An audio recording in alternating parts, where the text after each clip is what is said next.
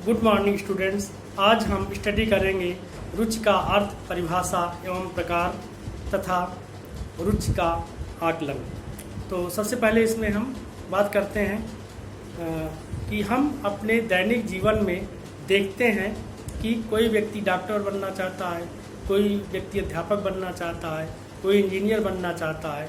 मतलब हर व्यक्ति की रुचि बनने में अलग अलग होती है। उसी प्रकार किसी व्यक्ति को गणित पढ़ने में इंटरेस्ट है, किसी को विज्ञान पढ़ने में इंटरेस्ट है, किसी को भाषा पढ़ने में इंटरेस्ट है, या किसी और विषय में उसकी रुचि हो सकती है। तो जो इसमें जो व्यक्तिगत विभिन्नताएं हैं, जो इंडिविजुअल डिफरेंसेज हैं, वह व्यक्ति की रुचियों को या इंटरेस्ट को बताता है। यदि व्यक्ति किसी कार्य के प्रति रुचि रखता है तो वह उस कार्य को अच्छी तरीके से सफलतापूर्वक कर सकता है।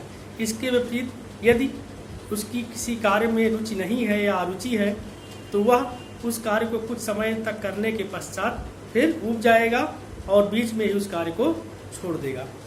तो चर्चा करते हैं रुचि का अर्थ एवं परिभाषा।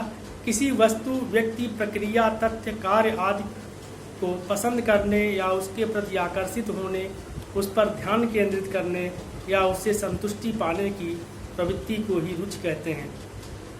रुचि का व्यक्ति की योग्यताओं से सीधा संबंध नहीं होता।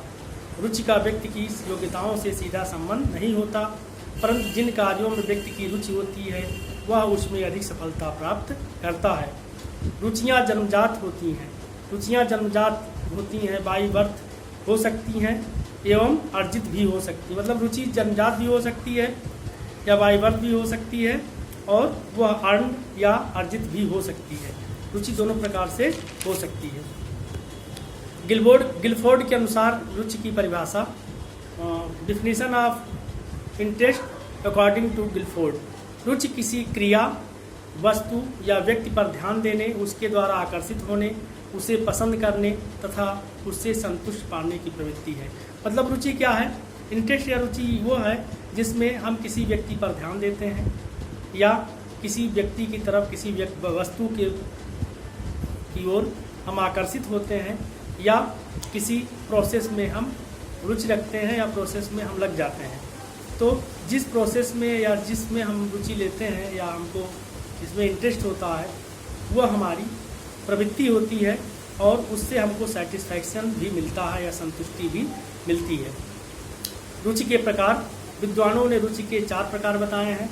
अव्यक्त रुचियाँ, एक्सप्रेस्ड इंटरेस्ट। अव्यक्त रुचियाँ वे रुचियाँ हैं जो व्यक्ति अपनी अभिव्यक्तियों के माध्यम से लोगों को प्रदर्शित करता है, तो उसके आधार पर वह अपनी जो रुचि है उसको प्रदर्शित करता है।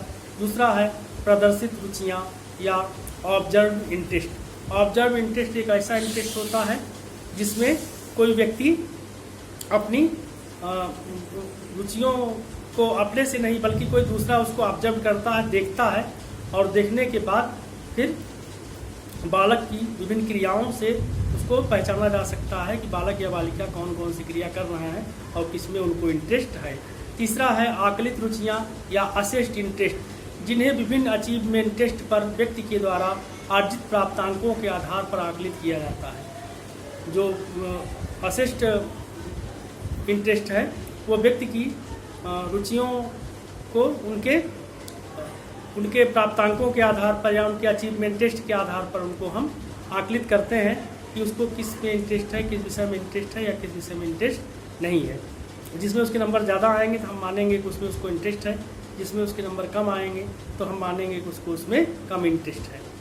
अब अगला है सूचित रुचियाँ या लिस्टेड इंटरेस्ट। लिस्टेड इंटरेस्ट या सूचित रुचियाँ वे रुचियाँ हैं जिसमें रुचियों की एक लिस्ट बना ली जाती है, जिन्हें स्टैंडर्ड इंटरेस्ट लिस्ट कहा जाता है।